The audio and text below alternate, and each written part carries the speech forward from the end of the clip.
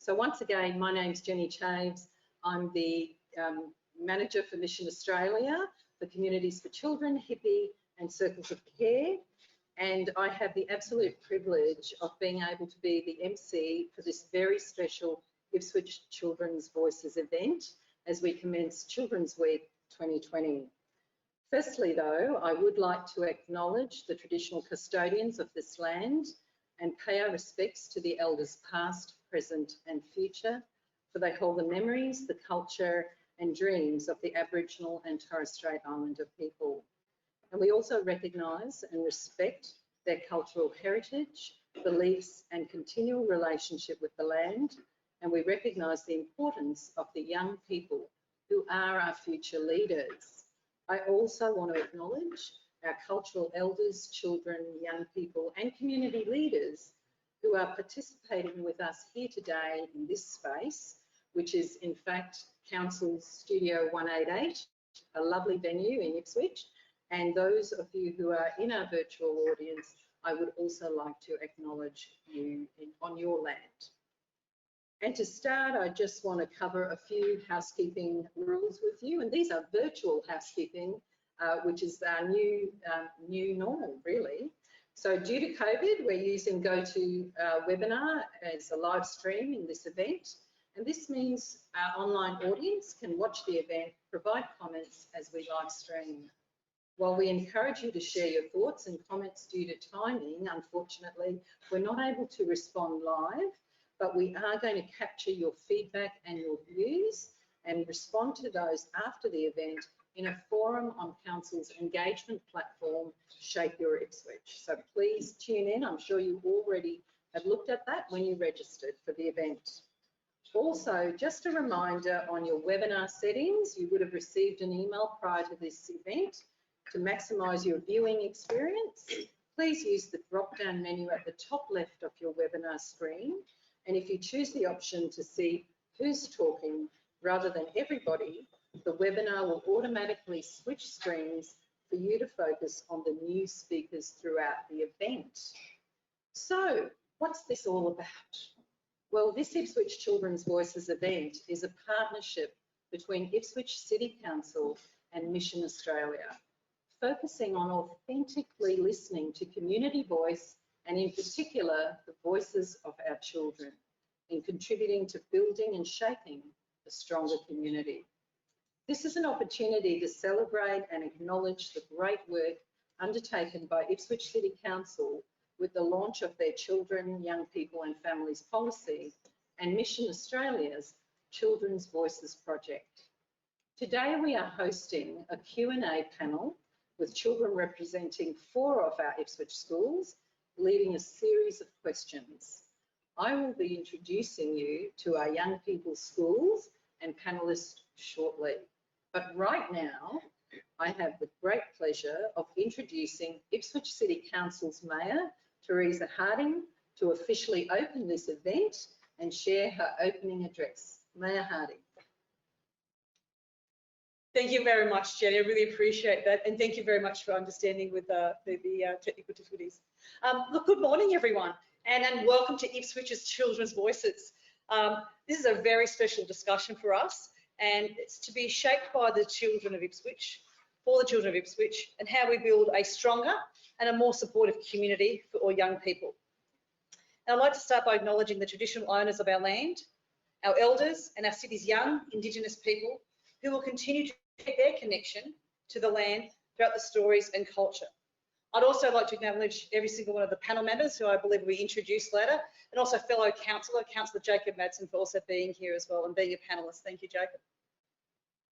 Well, it's National Children's Week this week, and today's event is a really important opportunity to hear directly from children about what it means to be part of a healthy, safe and great community. Ipswich Children's Voices is the first of 2 events this week where Ipswich City Council is raising up the voices of our city's children and young people and ensuring their voices are actually heard. These events mark the launch of the Council's brand new policy for children, young people and families. Our new policy highlights that children and young people, their families and their carers are a really big part of our city's identity, growth and our success. This policy also highlights that children have rights, just like adults. This includes the right to live in a safe and healthy environment, to have good access to education, play and cultural activities, and the right for children to have a say on matters and decisions that affect them. As your mayor, I work closely with 8 other councillors, and I introduced Jacob before, who's here, but I work closely with 8 other councillors to make decisions which affect all of us who live in Ipswich. When our council makes decisions, we think about how they will affect all of us now, and we look at what these decisions will mean for all of you in decades to come. We're very grateful that you can join us for this Ipswich's Children's Voice event, and that the Ipswich community is listening to what's important to young people. This will help us work together to plan for our future. We're very proud to be partnering with Mission Australia today, and thank you, Jenny and Beck, for being here today for today's events, where Mission Australia lead the Communities for Children program across the Ipswich to Inala region, and have been lifting up children's voices in local schools and communities through their Children's Voices project. We are joined here today from students from the wonderful schools that we have at Goodna State School, Leichhardt State School, Redbank Plains and Riverview this morning. Thanks to Mission Australia, and thank you very much to the students, but also the staff and the teaching staff from those schools for being so supportive of this opportunity. We're so pleased to have other local schools, organisations and service providers joining us online today. Thank you. Today's discussions are about putting Ipswich children first. To all our young people, this is about giving you the space to be heard by the people who make decisions in your city, including community leaders and support services. I have 3 children who are now all grown up. They're in their 20s now. Also, I was once a young person too. But like all other adults here on the panel, I'm here to listen, learn, and understand what it's like to be a child or a young person living in Ipswich today. You are the experts, and we can't wait to hear from you and learn more about your experiences. Today's Ipswich Children's Voices panel is the start of a conversation we really want to continue to have with you. Before I hand over to our partner, Mission Australia, and kick off today's panel discussion, I'd like to share with you what some children have already told us about what they love about Ipswich and what they'd change to make it a better place for young people of all ages. Let's take a look.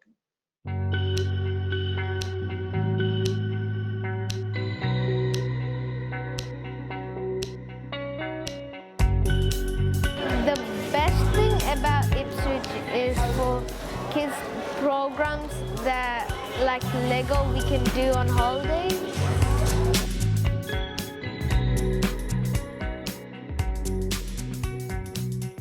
The thing about Ipswich, what I love for kids is Queen's Park.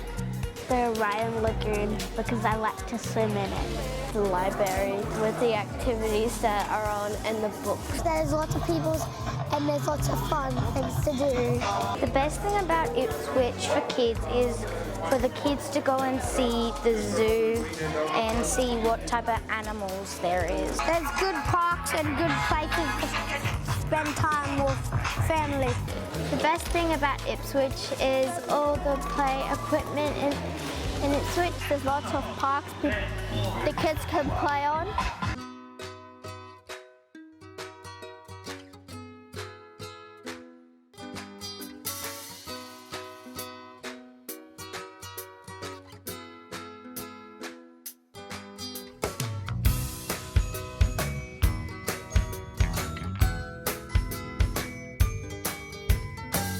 If I was going to change something for Ipswich to be better for kids, I would think no smoking.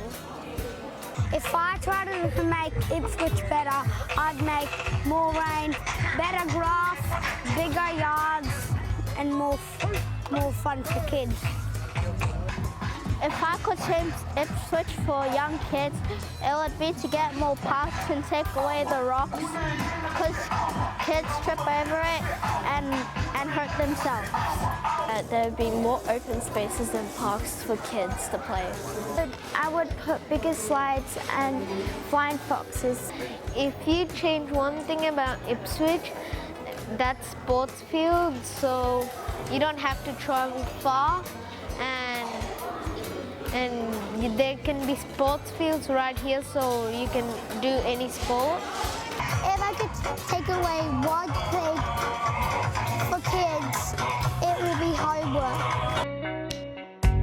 I would change something better for kids is putting more equipment on playgrounds for kids that are young can play what they like and kids that are older that can do what they like. I'll make more gymnastic clubs. If I could change one thing about Ipswich, it would be that every 2 weeks a group of people would come and kids could help them plant plants to help the environment.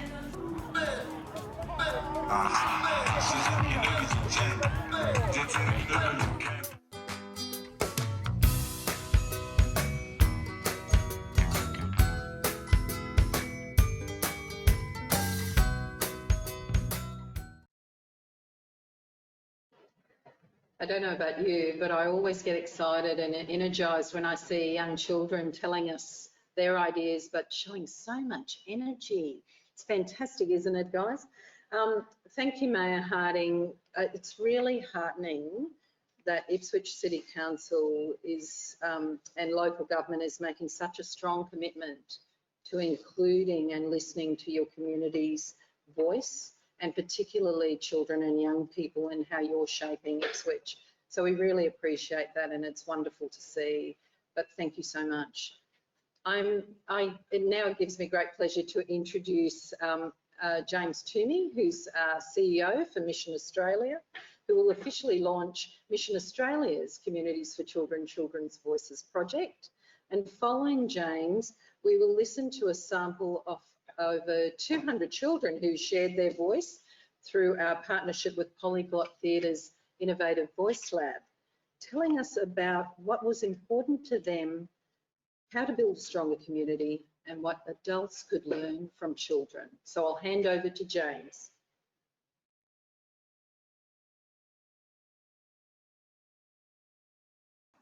Hello everyone. I would also like to acknowledge the traditional owners of the land we meet on and pay my respects to their elders past and present, and to their children and young people who are the future leaders. This acknowledgement of Aboriginal and Torres Strait Islander young people is especially significant as we gather to launch Mission Australia's Children's Voices project. And I'd like to recognise the voices, strength and resilience of Aboriginal and Torres Strait Islander children and young people as we meet today. It's fantastic to help officially launch Mission Australia's Children's Voices project this National Children's Week. It is timely that the theme of National Children's Week highlights that children have the right to meet together and join groups and organisations. We know that what children and young people say, wish and hope for is incredibly important. We often say we listen to children, but do we? Do we just hear children without actually listening to what they say? And if that's the case, why aren't we listening properly? After all, as parents, as teachers, and as adults in general, we expect children to listen to us. We expect children to listen to us and to do what we say. Maybe this is at the heart of why we can find it hard to truly listen to children. We fear that they will tell us something that we don't want to hear. This means that a project which is designed to take children's voices and use them to inform us about what we need to do more or less of, and what we might need to change, is doubly challenging. We have to be prepared to hear things that we don't want to hear, and crucially, we need to be prepared to act on what we hear. In short, we need to listen authentically and to be prepared to go where what we hear takes us.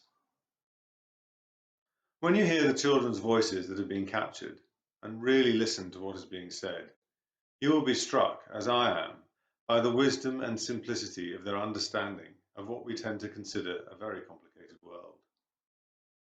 As adults, we love to overcomplicate things and make rules and regulations which are very hard to unravel. The painter Picasso once said that it took him 4 years to paint like the famous artist Raphael, but a lifetime to paint like a child. When we listen to these voices, we must listen to them as they were expressed, with wisdom and simplicity, not through a filter of rules about what can't be done, but open to possibilities of what can be done. If we don't do this, we're not listening authentically. At Mission Australia, we are on a listening journey. We are trying our hardest to listen to what communities are asking for, not telling them what they can have. In doing this, we recognise that communities will tell us that they don't want some things we think we're good at, and will ask for things that we can't provide. It is our responsibility, if we are listening authentically, to work out how to make sure the community gets what it seeks, whether or not we can provide it. This sits at the heart of our work to strengthen communities. We are seeking to create the conditions for communities to strengthen themselves and determine their futures, rather than to be forever reliant on Mission Australia. As with everything, we can't do this alone, and we will continue to collaborate in partnership with organisations and individuals who share our goals. I continue to be grateful to all of the people who work in partnership with Mission Australia. Thank you to the children and young people who are part of this project, and to those who have joined us today. You have shown such eagerness to participate, get involved and have your say to shape your community. We are very grateful for your efforts. I'd also like to thank our Mission Australia staff, the schools and the community groups that we work alongside. I applaud your commitment to going above and beyond to support children and young people and your efforts to strengthen your community. Thank you to Ipswich City Council for prioritising the thoughts and voices of local young people by launching the Council's Child and Youth Policy. Thank you as well, Mayor Teresa Harding, for joining us today to officially launch your policy alongside Mission Australia's Children's Voice project. I hope that you all enjoy listening to the voices as much as I did. We have so much to learn from them if you listen authentically and use what's said to create the communities our children seek, not just the ones we'd like to deliver. Thank you.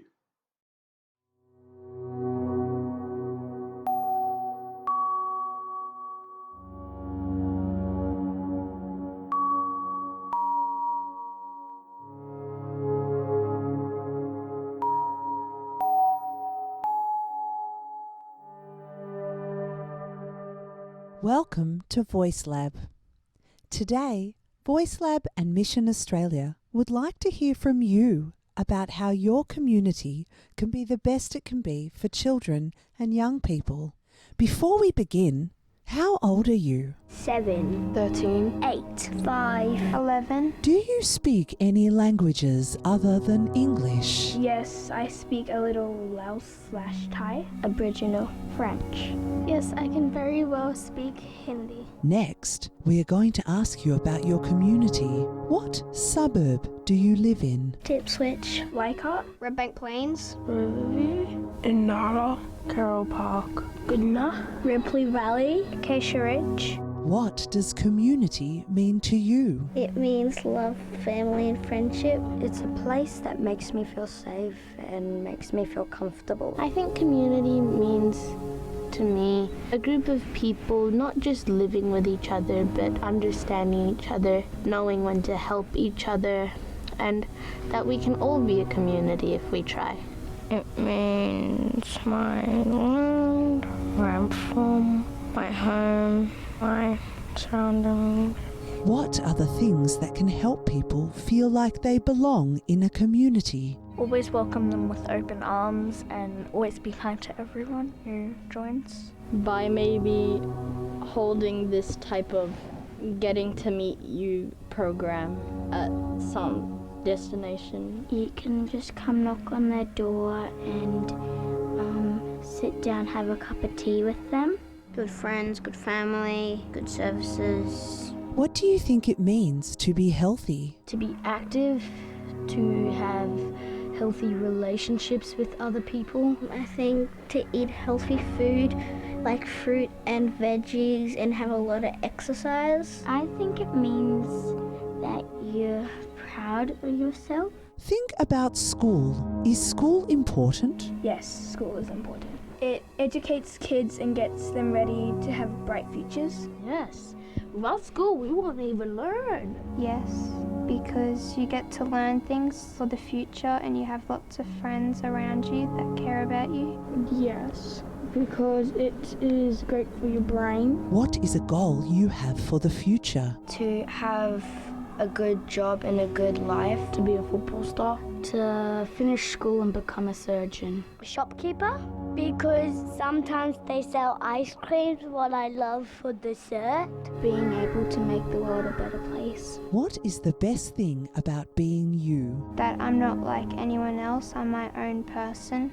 That I have heaps of people to support me. I always try my best and I never give up even if it's hard. Today is about listening to children's voices. What is the best thing adults can learn from children? That we need to be heard as well. It's not just them doing all the change, that children can help the world change as well. Imagination. That if adults show respect to other people, maybe the kids will do as well. Children have feelings. They could learn how to be kind to others and to ask people how's the day so they could feel loved, appreciated and belong. If you were in charge and you wanted to create the best community for children and young people, what would you do? I would probably make a child president. I would walk the talk, then it's possible. I'd make my community a place for children to be able to be safe. Well, first I would ask children and young people what they would want in a community to make it better, and I would try to change it to suit them.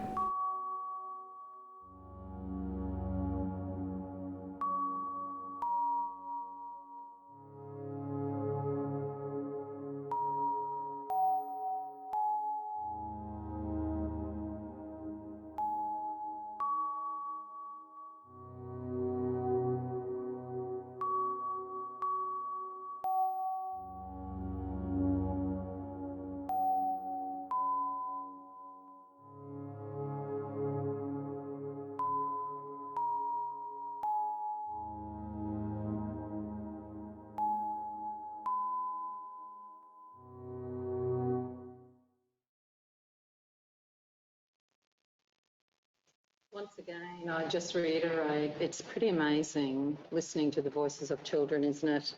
And they really do tell us what maybe we need to be listening to and how we might be able to make things a better place. But we're now at the most exciting part of this session, where we're going to be introducing you not just to our panel, but to our young questioners, who are representatives from our 4 schools, which are Leichhardt, Riverview, Redbank, Plains and Goodna. And before we do hear from our local children, I'd like to introduce our panel members who are sitting around me at the moment. So let's begin with, I'm going to start at one end of the panel and just walk around. I won't be walking physically, but I'm going to start with Meg Saunderson. And Meg is a principal from our local region here for Riverview State School. Welcome, Meg. She's been working tirelessly in our region, which has been fantastic. We then have Rebecca Pick. Beck, for short, is the Community Development and Collective Impact Facilitator for Mission Australia's Communities for Children initiative in the Inala to Ipswich region. Welcome back. Thank you. And next to me, right next to me, is Councillor Jacob Madsen. Jacob is the local councillor for Division 1 for Ipswich City Council. Great to hear local government being a part of this process. Thanks for being here, Jacob. Happy to be here. Thank you. And then I have right next to me, Aaliyah Balabunga, I hope that I said that correctly, is our local youth leader and a member of the Ipswich Youth Advisory Council. I think for short, it's called IAC, I think you guys will be referring to. Fantastic to have you on board, Aaliyah. Great to see you.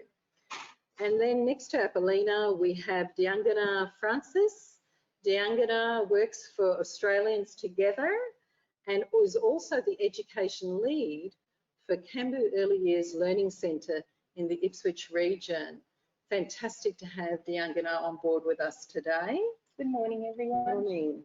And then finally, last but not least, we have Karen James, and Karen is a partnership facilitator for early childhood education and care with the Department of Education for the Metro region. So welcome, Karen. Great to have Department of Ed here represented as well from that area of work. Thank you. So the final thing, before we commence actually introducing our children, just so you know, we are all in a virtual audience as well. And we're really fortunate to have 4 of our schools and the children and staff of those schools here today. And they're going to say hi to all of you in the audience.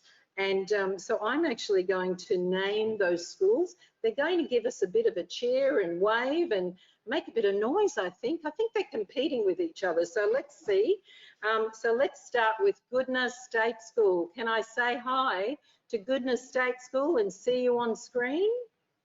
And a bit of noise and sound from Goodna State School. Can we have a wave? I can see the tech guy and the kids are there in the background. Can we hear them? A bit of a cheer, guys. Give us a big cheer. Now this is your 10 seconds, 15 seconds of fame, everyone. Fantastic. Good to see you guys with all their beautiful artwork, which they've been working on through the last few weeks on this project as well. Thanks, everyone. Thanks, Goodna State School. Great to have you on board and keep watching. And next we have Leichhardt State School. Leichhardt State School, are you there? We might need to pull the screen down. Thank you. Can the kids all wave and say hi and a bit of noise? I don't think we're hearing it, Tracy, so, but let's just wave. There we go. There we go. Hi, guys. Welcome. Great to see you all. Fantastic. And I know you're going to support Jake, who's your representative as well. And let's have Redbank Plains next.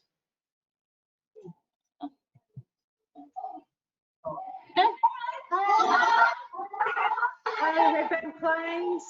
They did warn me you're going to be a lot noisier than the others. Can I hear that again? Oh, you've already gone. Too bad it's quick. Hi. Hi, Redbank. Great to have you guys on board. And keep watching and enjoy listening to Letesha. And finally, Riverview State School.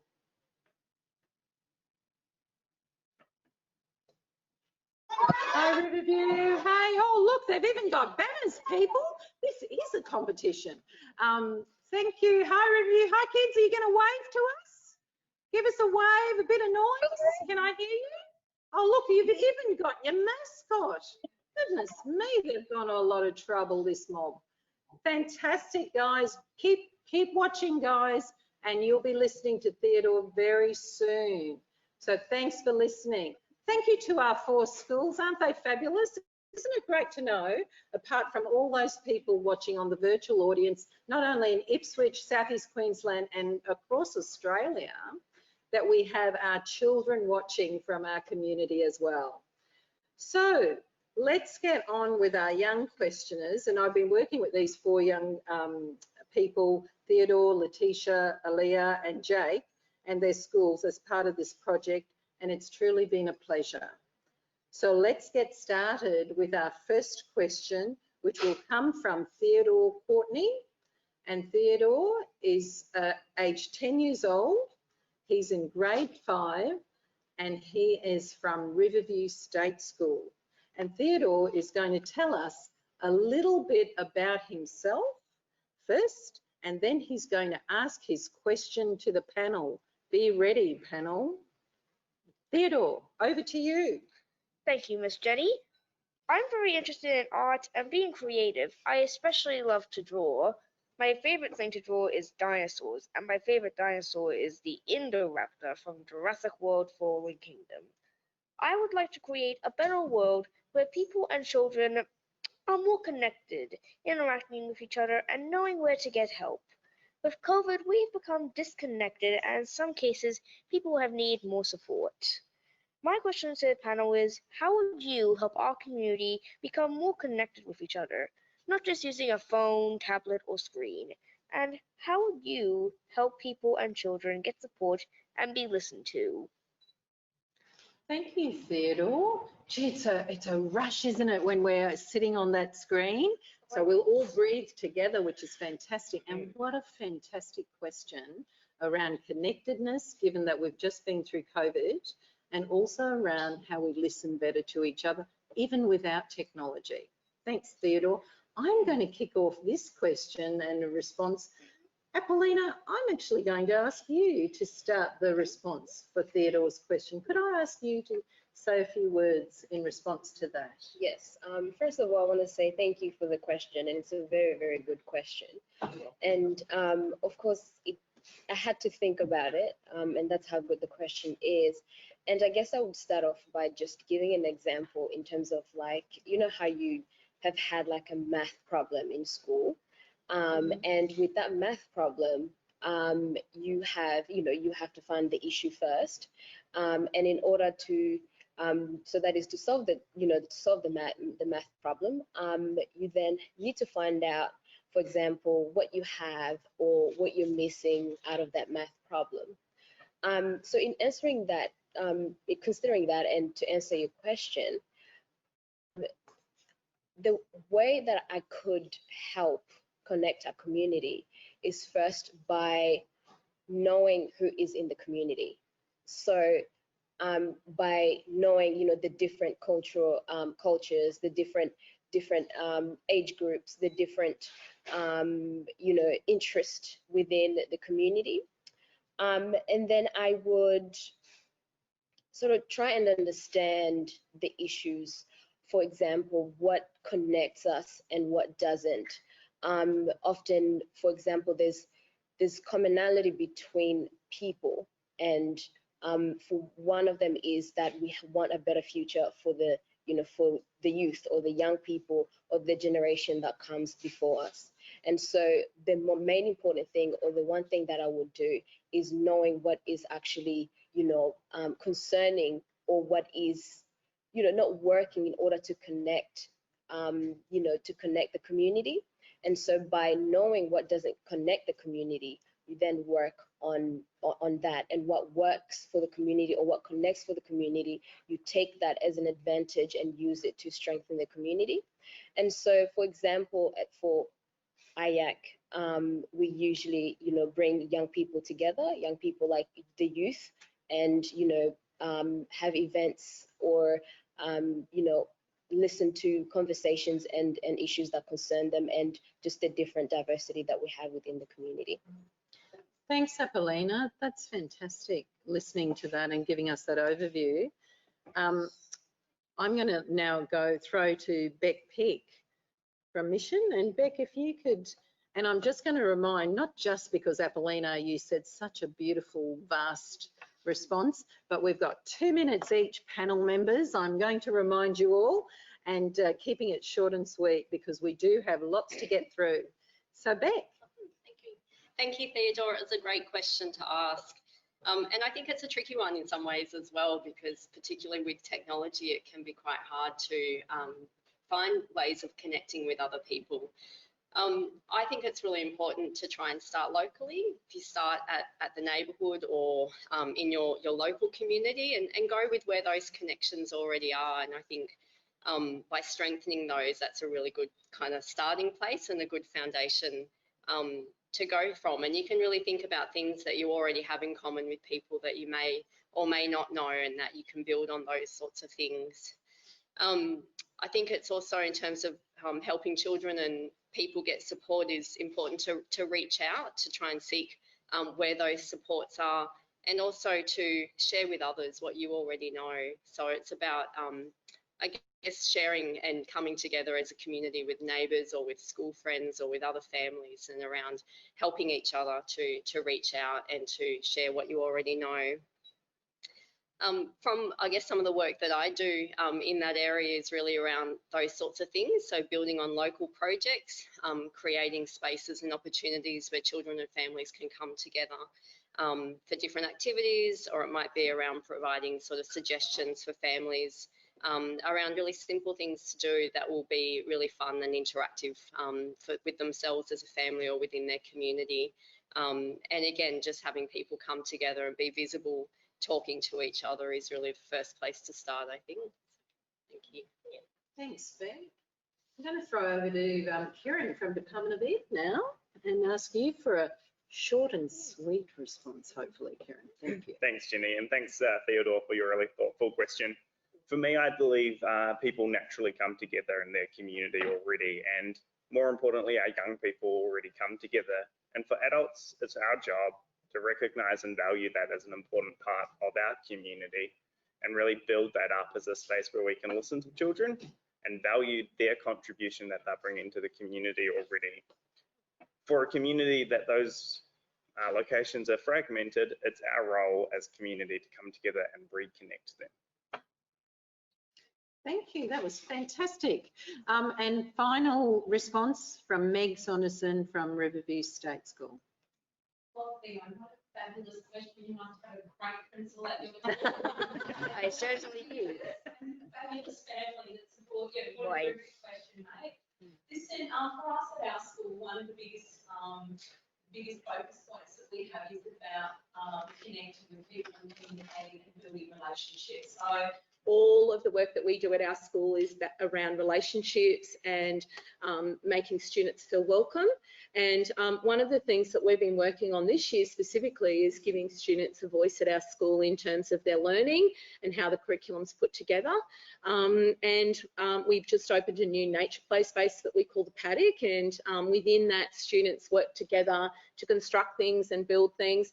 And I think that relationships and that communication is really very much about how you can learn about people and support them. You have to be able to talk to them and know them to actually build those relationships. And for us, focusing on the positive, especially the beautiful cultural diversity we have in our school, really makes a big difference for us. So thank you, Theo, for that question.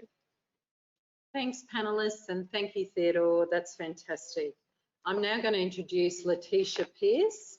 Letesha is 12 years old and in grade 6, and she goes to Redbank Plains State School, and she's going to share something about herself and her question to the panel. Letesha, over to you. Breathe and just read out yourself and your question. Thank you, Letesha. Hi, I like swimming in my swimming pool with my family. Harry Potter is my favourite. Bit louder, Letesha. Sorry, mate. Harry Potter is my favourite movie. My favourite character is Dobby. I also like helping my family in the food van serving customers. One day I would like to join the Defence Force, possibly the Air Force. My question to the panel is, I think it's important that all kids should feel safe in the community and that we should help kids in need. What are the things that you do to keep kids safe and off the streets so that they are happy and well? Thanks so much, Letesha. Really important question, isn't it? I'm going to straight away hand over to Councillor Madsen to respond. Thanks for your question, Letesha. I have a funny role. I'm somewhat of a conduit between the council and the people of Ipswich. So I work with council officers and the community to try to get a city that we all want to live in. The sort of things that council usually does for kids to keep them off the streets and happy and well is to try to give them something to do, give them opportunities to come together and share interests. So things like sporting ovals and footy clubs and wide ranges of sports, and then creative endeavours like choirs and halls and all those sorts of things. They provide an opportunity for us to come together with our interests and share them. And it's more important than what we often realise, those friendships that we make there. That's what gives us a really resilient community where we can support each other and feel safe and have a really inclusive environment for everyone.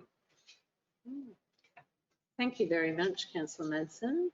I'm going to actually ask Beck Pick to respond to this one as well, actually, Beck. And yeah, if you could please. Sure, no worries. Thank you, Letesha. It's a really great question. And I think you're absolutely right. Children have the right to feel safe and supported and to be happy and well. And I think it's the responsibility of all of the community to help make that happen, both parents in the community, parents, family, and just everyone in the community. I think it's a really important part for all of us to play together to come and help children feel safe and supported and happy and well. I think also part of that is about children being seen and heard. And through that is partly through having those connections that we talked about for the last question, having those connections with neighbours, friends and community, and whether that community is at your suburb level or if it's at your school or whether it's a local community centre. And I think also, and this is what we try to do a bit through our work as well, is around supporting parents and communities to be the best that they can be at supporting children. And sometimes that's around helping to lower some of the stresses that might be facing families and communities. It might be trying to share different things around parenting or having new opportunities for activities and interacting. And I think really ultimately, if we all work together, we can create great communities together, and in that way we have children where they feel safe and supported, happy and well. Thank you. Thanks, Beck. And thanks so much, Letesha. That's a really important question, and great to hear some of our panellists and what we might respond with. Thank you. So I'm going to introduce you now to our next young person, who's Aaliyah Anderson. Aaliyah is 11 years old.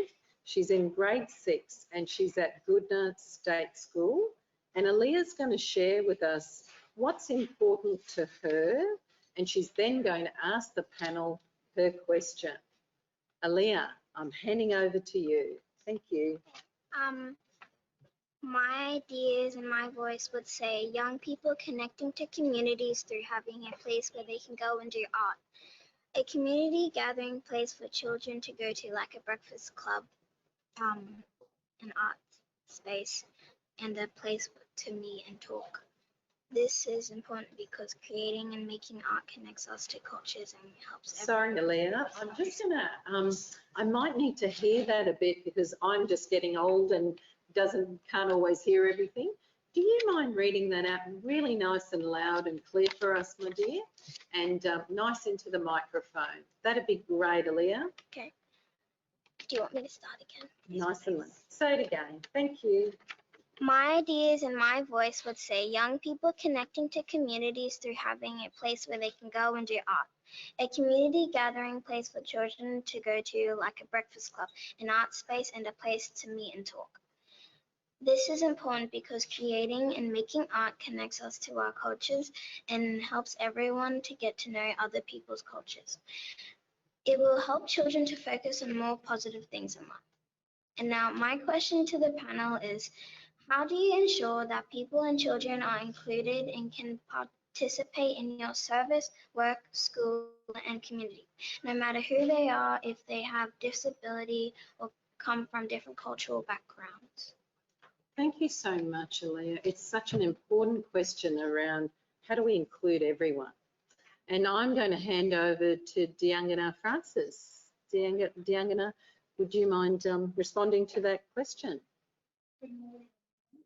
You look absolutely gorgeous with the uniform, and it's such an honour to see young people like you out in the community representing your school.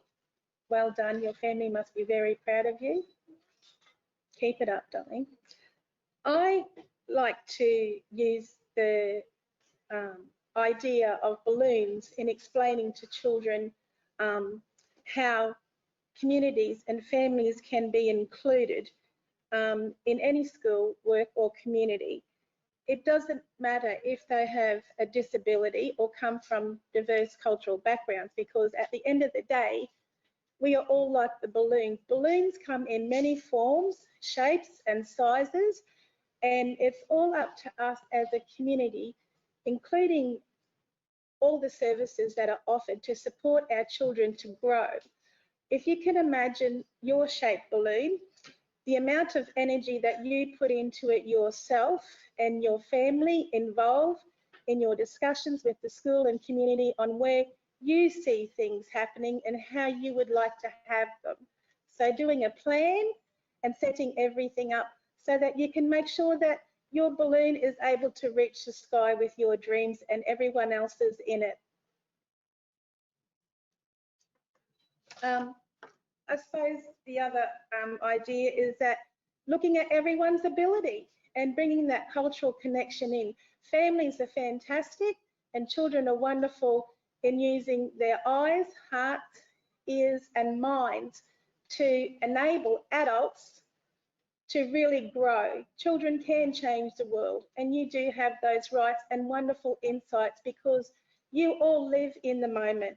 So I hand it back to all the children in this country and say to all of you that you are the enablers of change in your conversations and your growth.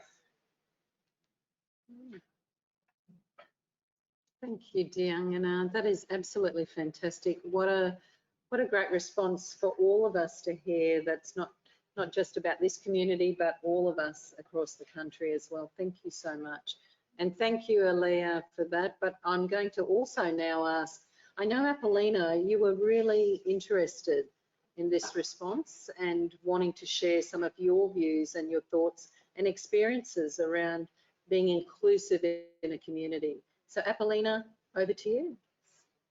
Thank you so much, Aaliyah, for your question. And it's so important being from a different or having a different background to you know, see that children are interested in knowing how we can preserve like different cultures, how we can be inclusive.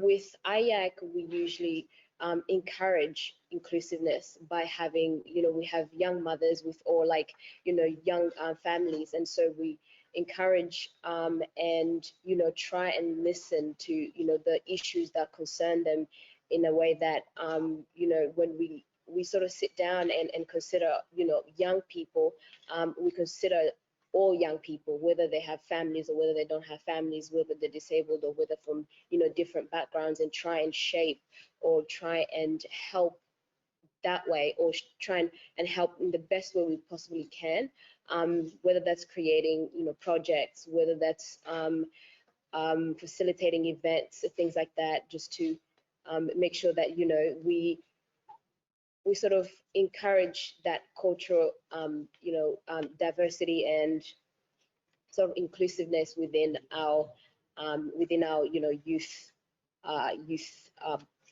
group. Thanks, Apollina. That's fantastic. Thank you for that. I know that you're very involved in ensuring that young people in this community are included no matter who and whatever background and issues that people may be facing. Thank you so much, Aaliyah. So fantastic to have you on board and a great cultural captain in our community. Thank you. Now, our final young person is Jake Zempf. Jake is 11 years old. He's in grade 6 and he is from Leichhardt State School. And Jake is going to tell us a bit about what he enjoys doing. And then Jake is the final question for this panel. You can all start breathing just a little bit more, panel members. So Jake, nice big voice and breathe. Thank you, Jake.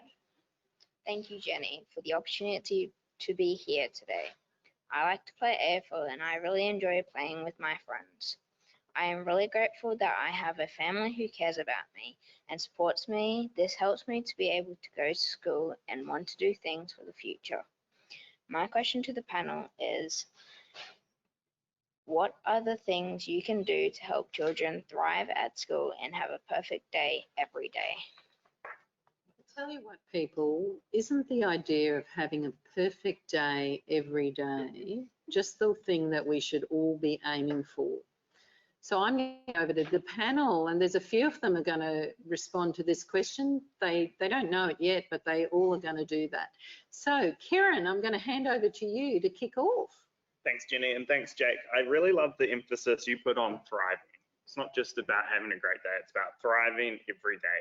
For me, every child and family comes with a really unique set of strengths. And that's the first place for a child to succeed and thrive at school, is to focus and build on their strengths.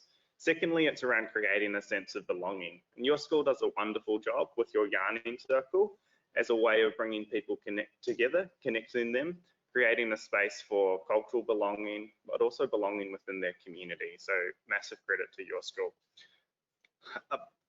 Belonging is really, for me, the key point from there. If we want to thrive, we need to belong. Belonging is the point for making connections. It's about challenging each other to do better, to do more, to do a bit more support. And secondly, it's around our community coming together.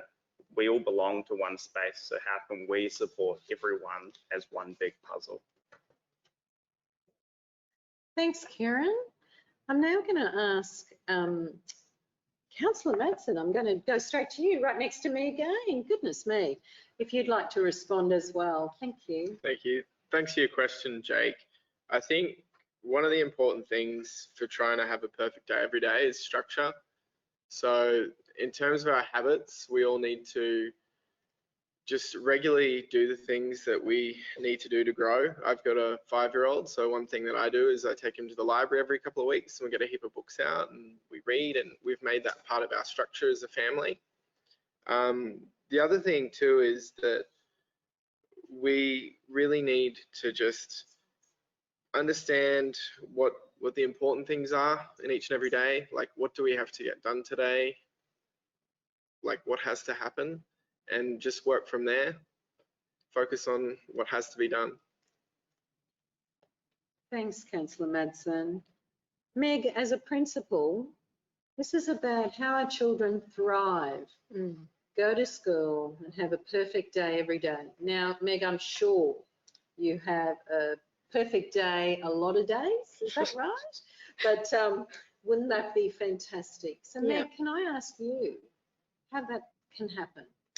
Yeah, Jake, I really love the way that you talked about how lucky you are to have a strong family that supports you, and you feel really blessed with that. And Rita Pearson talks very much about every child deserving a champion, and no one will champion a child greater than their parents. But at school, it's very, very important for us to have people that students can connect with as well.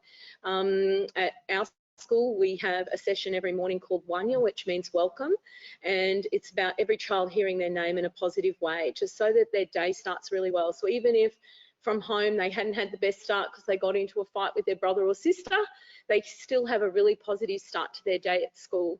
One of the other things that schools really work hard with is building relationships with families, because families are the first educators of children, and we have to work with them to make sure that we're all on the same path with students, and that we want the best for the kids in our school. So I think, again, relationships, celebrating the diversity in your school, and trying to make sure that students have someone be positive with them every single day, so they want to come back the next day and they want to be there to learn, so that their future is bright. And that's what we hope for, and I'm sure that's what parents and students hope for too. So thank you, Jake. It was really lovely to hear you talk about your family and how supported you are. It's so nice to hear that.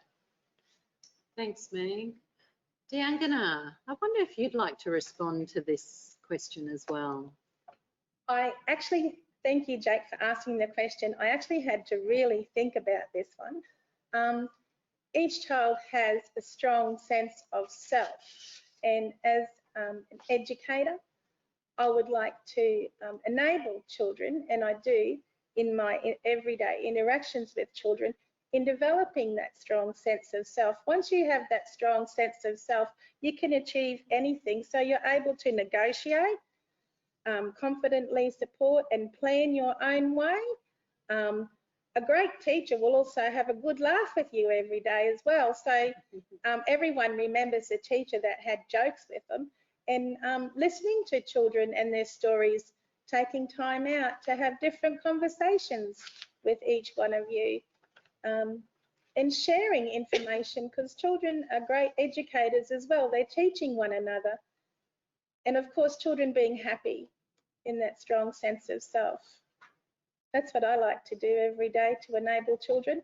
And on my other work with Australians Together, I'm very lucky in that I'm able to culturally collaborate with teachers across the country to enable teachers and children to have an understanding with Aboriginal and Torres Strait Islander relationships against the Australian curriculum. So that's what I do to ensure that children have a perfect day every day. That's fantastic. Thank you, Diana. It's such a great question that I don't want to leave the other couple of panellists out. So I'm going to ask Apollina if you'd like to respond to the idea of having a perfect day every day and how we can make that happen and enabling children to thrive. That's a really good question, Jake, and thank you for that question. I think my idea of having a perfect day, and I think that's how I would probably respond to the question, is by being open-minded. Once you get to the school ground, being open-minded, being willing to learn, and being willing to listen to others. I think that's how you're able to sort of navigate through, whether you're having issues. And of course, you might have a bit of maybe disagreements or things like that, but just keeping an open mind that you're and acknowledging everyone that's at school as well, but also knowing that this is something that my mother always told me, that you're powerful beyond measure.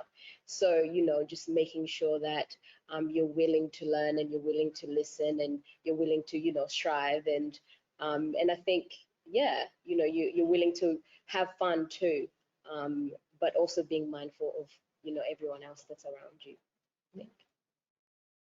Thanks, Apollina. Putting you on the spot just then, hey. Thank you so much. And final person I'm about to put on the spot, last say from the panel, is Beck Peake. Beck. No worries, thanks. It's a good question, Jake. And I think for me, I guess it's in two parts. So for the children to thrive at school, I actually think that happens, the foundation of that happens way before they even get to school. So I think it's really so important that children have a really good start before they're even at school age. So having opportunities to interact, to communicate with family, to have fun, and to learn all the time, I think, for children from before they're even born. So, and from right through up until they start school. And I think that's probably the biggest thing that will set kids up to have a really great school life for all the years beyond. And then I think the second part around having a perfect day every day, and I think that's a challenge for adults as well as it is for children. So I don't know if anyone's totally got the answer to that one correct, but for me, I think it's really important that we just, again, for adults and children, to approach the day with a bit of fun, a bit of curiosity, and to try and discover new things. And I think if we can be amazed by things, if we can keep being kind and caring, and really if we can just try and be the best that we can every day or most days, and that's, I think, will help set us up for having a perfect day. Thanks for the question. Thanks so much, Jake. I bet you didn't know the whole panel was going to respond to that one. Thanks so much, Jake. And thank you, panel members, and those I've just put on the spot. Look, that's actually our 4 questions, because we had planned this around our timing and our virtual, because of COVID, our virtual event. So I'm going to take the opportunity now to start wrapping up. And the wrap up is to say to each and every one of you panel members initially, it's been really great to hear your responses and insights and commitment to action. And of course, to our young questioners, have they not been fantastic? Theodore, Letesha, Aaliyah and Jake, you've all been fantastic today. And I know you all told me that you were nervous but excited. Isn't that the way? I don't know about you, but I feel like that quite regularly at times. And thank you very much for your very important questions shared with us. And for the final say from our children, before we wrap up, I'm calling on Theodore, who's going to have a final few words. Theodore, over to you. Thank you, Miss Jenny. I'm very honoured to have this experience and have the panel listen to us and hear what we have to say. Hopefully this will help our community to work together to become a better place. Jenny, a question to finish. Could you tell us what happens next with this project in the future? Goodness me, I didn't know we were going to be put on the spot too, Theodore. Theodore, thank you very much for your final words. That's fantastic. We're so pleased to have you and the other 3 children. The question that Theodore asked us was around what's the next step? Like, this is a fantastic event to work with. And so I think there's 2 responses to that, Theodore. One is I'm going to ask members of this panel who in fact represent council and work with council to respond around what council is about to do. And then I'll comment about what Mission Australia is going to do next. So I think I'll hand over. Apollina, we might hear from you as part of the Youth Advisory Council. Where are things going from now with IAC and your work? Yes. So with IAC, in order for us to strengthen our community and just to ensure inclusiveness, is by just being role models to young people just like you, and showing that, or making a way in which you're able to come up and have your voices heard. And one example of that is our event, Flick the Switch, which is just based on issues that concern young people. And so we just want to listen to what young people have to say and connect them with service providers. And as part of that, we hope that that's going to continue on as you come up as well and, become, in our age and you have, that being the IAC, program being there for you to be able to voice your opinions as well. Great, thank you. That's great, isn't it, Theodore? Really is. I'm very happy to hear from everyone here today and hear what they have to say. And we've got one more person to respond to your question.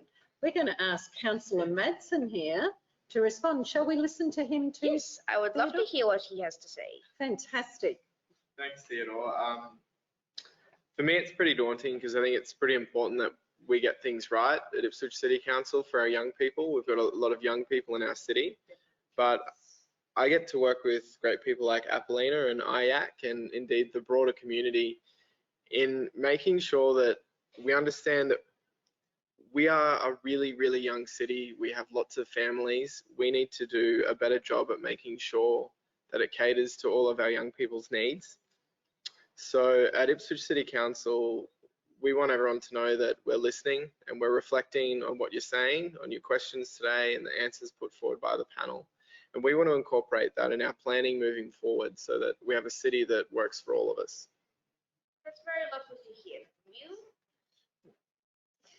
It was very lovely to hear from everyone here today. And I hope that in the future, we can all use these ideas and all these things and put them together to make a better community for the future of Australia and for the world. Thank you so much, Good on you, Theodore. Very good. Thank you very much.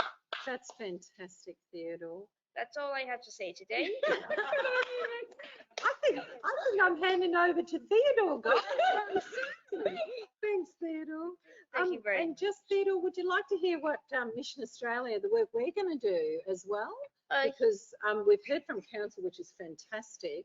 So the next steps in our Children's Voice project, which you've been a part of as well, is that we, believe it or not, guys, we're repeating this performance, though down the other end of the region in Brisbane, in Inala, we have another event for the families, children and schools in the southwest region in Brisbane, and we're doing that on the 27th of November. Really? So that's going to be another conversation with kids in our area in Inala. So, and from those schools who've been a part of Children's Voice then. So that's the first thing. The second thing, and I think I've spoken to you about this before as well, and some of the other children who've been a part of our project, is that as part of really seriously taking the decisions and ideas and information that we get from children, that we are creating what we're calling Children's Voices Advisory Councils. And those are going to be councils that are going to be made up of children like yourself, Theodore, who will be sitting alongside the work that we do. and we run some things called collective action groups in different areas in Ipswich and down in the southwest of Brisbane. And we think it's really important that rather than us adults always making all the decisions and planning and creating the actions, that we want children like yourself and young people to inform us and be a part of those decisions. And after all, you are the guys that we're working with and wanting to make a better community with together. So that's definitely something that's going to happen next year in 2021. So that's our response to you, Theodore. Thank you so much for being a part of this. And it's very honoured to be part of this, and thank you for telling me all of these informations that I will definitely keep in mind for 2020, 2021. Thank you so much. And guys, that's pretty much it for our session. How exciting. We're really on time. And so before we say a really big goodbye to all of you, I also want to do a few thank yous. I've thanked our panel. I've thanked our Mayor, Teresa Harding, who's been here and has sat through all of our information and gained some really good insight from our children and our panellists. And thank to all the team that has been supporting us. And I know there's a number of people here from Council helping out. But I do want to thank some 3 key people who I've worked with in getting this event to happen. And first of all, I want to thank Nicholas Berg and his team for supporting all the tech to enable this event to be live streamed from this venue in Studio 188 in Ipswich. Secondly, I want to thank Lynn Mathers, who's sitting right near Theodore, helping out and has supported us with planning and setting up our project page. I really appreciate it, and that lovely gallery for all the artwork that our children have done as well. Thank you so much. And Lynn giving us all tips and tricks of breathing and what we should do, and children as well. And finally, a really, really big thank you to Miff Jaggers, who has been coordinating and working tirelessly and making me work really, really hard on this project and making it a reality that we can, as council and non-government organisations like Mission Australia, genuinely work together. What a great timing. Children's Week, the launch of council's policy, our Children's Voice project, having all of you together. It's like the stars have aligned, haven't they? But isn't this the way to go forward? So thank you, Miff, Lynn and Nick, for all your work, and to the other team members who are here today, Cam, who's been helping the kids as well, and all the tech team behind us and everyone else who's been supporting today's event. So finally, I want to thank you, our webinar audience. And please remember your comments. You might be making comments, you might be giving us a bit of feedback, and you might have some questions. They will be provided to feature on the Shape Your Ipswich website. And together with that, we will be providing a full transcript of this event as well. It is being recorded too. So before we finish though, we are going to leave you with some of the artwork that children in our region have been participating in. So we had a Have Your Say Through Art project, and that project was very much about the fact that not everyone wants to be able to have their say or can have their say through their words. And therefore, we knew that we could actually enable children to create what they think a community looks like when it's strong, connected, healthy, inclusive, resilient, and thriving. And they've done that through art. So there were 150 children involved in this project over the last month, and we've been privileged enough for them to want to share that with us. And so we're finishing up with a bit of sample of some of the artwork. Have a fantastic day, everyone. Thank you for joining us. Enjoy and look forward to the next step in this great project of working with children and listening to their voices. Thank you.